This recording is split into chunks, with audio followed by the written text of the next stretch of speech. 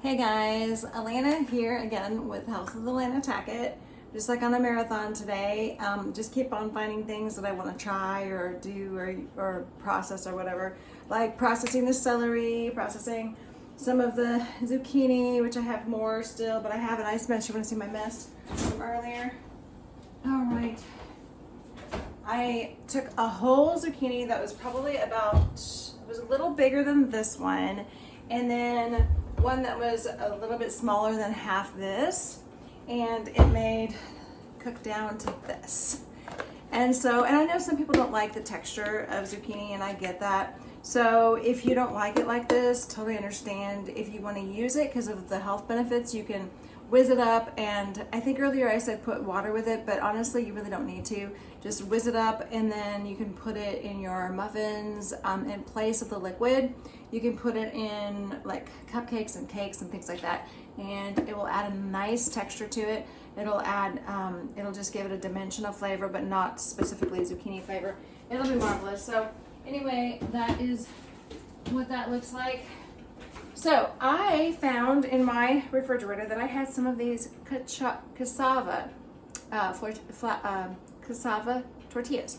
So cassava is really good for you. It's a plant, and a lot of times people who can't use gluten or gluten intolerant, they like to use cassava tortillas. It's very common. They love it a lot. They'll even try other kinds, and they say they like this better. I've tried this. It's fine. I don't know how I would compare it to almond flours and the others, so I personally don't have an opinion on it yet. I don't have as much experience with all the different ones, compared. I don't have as much experience comparing them. But anyways, they are only 60 calories a piece, so it's not too bad.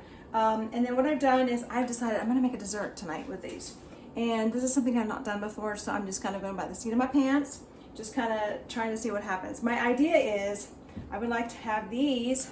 They're fairly relatively stiff. I mean, they're not stiff, but they're not like, super soft. Anyway, my idea is to take this and turn this into like a yummy chip thing, like a sweet chip, like with, lovely flavors. So my idea is I put the coconut oil on here for a nice coconutty taste. And also keep in mind, whenever you do a lot of times the vegan caramels have coconut oil, and they have maple syrup, and they have almond butter in them. That's like primarily how they make them a lot of times. So this is how I like to make mine for sure. So I'm going to kind of use that as a base, and then I'm going to add a little bit of this chocolate.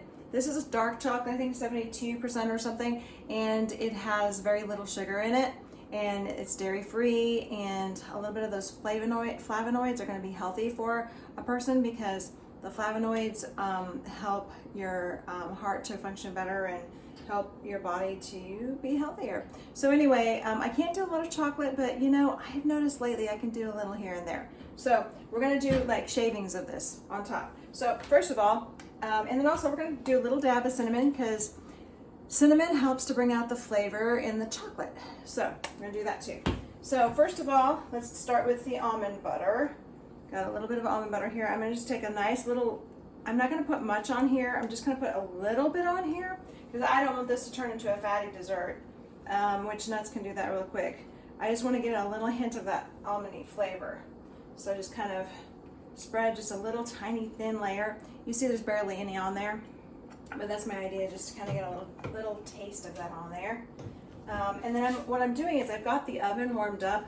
It's on broil, and the reason why is because you know how broil comes from the top to heat.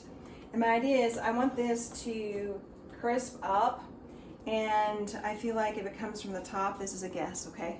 I'm not sure, but I know that if it comes from the top, it crisps up potatoes.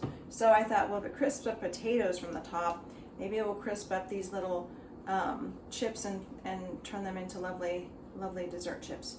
So with caramel and chocolate flavor, it's going to be so good. I'm just excited thinking about this. My mouth is starting to water as I think about how yummy this is going to be. So let me see if I can just get a little bit more out here. I want to make it too thick. And yeah, with the chocolate, I think the main thing is I look for chocolates that are dairy free. You know, most people are lactose intolerant and don't even know it. It's like over 90% of people are actually lactose intolerant and don't even know it. So, you know, you're just going to be a little safer that way as far as being, you know, with allergy possibilities and stuff. Anyway, and it doesn't hurt anyways to just kind of do it simple like that. So I do dairy free, and then I try to get it sugar free or almost sugar free, because, you know, nobody needs that sugar, you know, because sugar turns out to be Alzheimer's disease in the brain if you have too much sugar. And if you have babies have too much sugar, it turns them into having like ADHD, that kind of stuff. I mean, when you have too much sugar, it just turns into all kinds of bad diseases and stuff in your body. So we don't want that. So we don't like to use a lot of sugar. So anyway, a little bit of the almond butter. This one is a roasted almond butter, but you know, I think any will be very glorious. Okay, now I don't really love to think about putting maple syrup on here. I don't think it's going to crisp up with that. However, I don't really want to use coconut sugar. I originally got coconut sugar out because coconut sugar is the way to go. You know, sprinkle the sugar on, kind of like the churros, like you might get at taco, whichever taco joint sells those. I have actually not like had one or whatever. I may have tasted it years and years and years ago, but so I don't know which one is that. But anyways, so that's kind of the idea here. And usually you have to they sprinkle the cinnamon and sugar like on top, which was kind of my idea. Let me go ahead with the cinnamon here. Let me think about whether I actually want to use the maple syrup or not. Because I'm kind of thinking actually I'm going to be safer to use the coconut sugar. Okay, so there's the cinnamon. All right, let's go ahead and use the coconut sugar because I just think it's going to work better. The thing is with the maple syrup, it's going to be delicious, but it's really not going to let it get crisp very well. Does that make sense? So, okay, let's get this out. I'm just going to take a little bit. I'm not going to put much of this on here. It's already going to be delicious the way it is. Little dab of that on there. I don't want to use much of this either. I mean, I think coconut sugar is one of the better sugars to use, but I still don't think a person should use too much of it. Okay, just a little dab. Okay, that's perfect. All right, now let's see.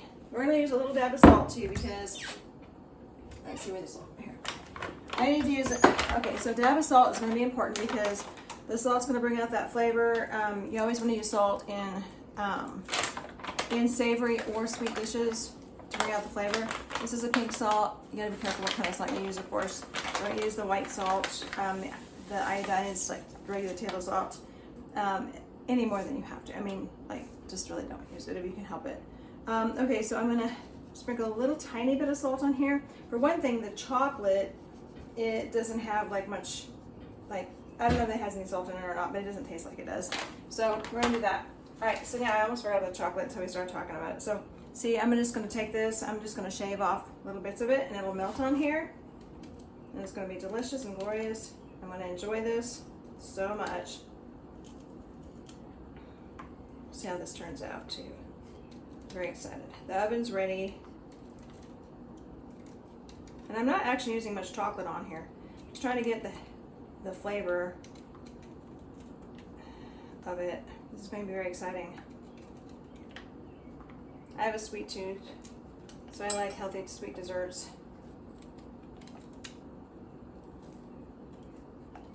So yeah, here we go. We're getting it done. Actually, this is maybe all I need. Did you see that small chunk of chocolate I had? I didn't have very much. I didn't even have 2 squares of it. And it's going really far, so I may be fine with just this 1.5 squares or whatever this is. Of course, I may wish I'd had more chocolate on here once I get tasting it. But this is going to be good though. It should be tasty. Coconut oil makes a yummy flavor too. Sometimes a lot of times actually, I like to salt my coconut oil as well. Like if I put some on some toast or something and then some like jelly or jam or whatever, you know, like some fruit spread or something. A lot of times I like to salt the coconut oil because it gives it more flavor and it just makes it pop. So I love it.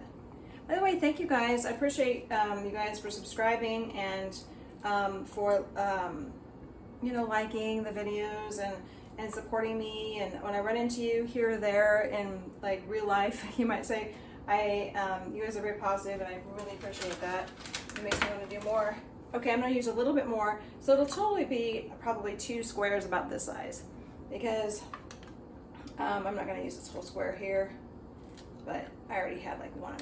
So, all right.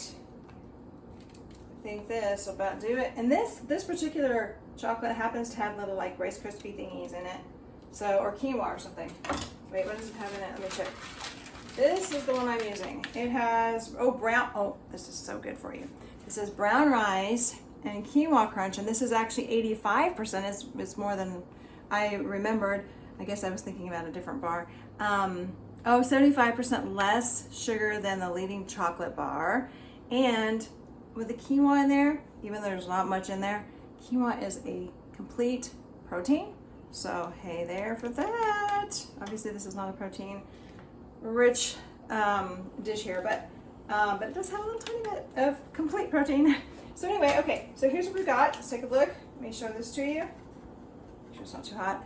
See that? Doesn't that look delicious? It does, I know. I'm so excited. Okay, I will throw this in the oven, and hopefully it'll turn out great, and I can show you later, maybe at least a picture or something. So anyway, thanks for joining me, and like and subscribe, and I'll talk to you again soon.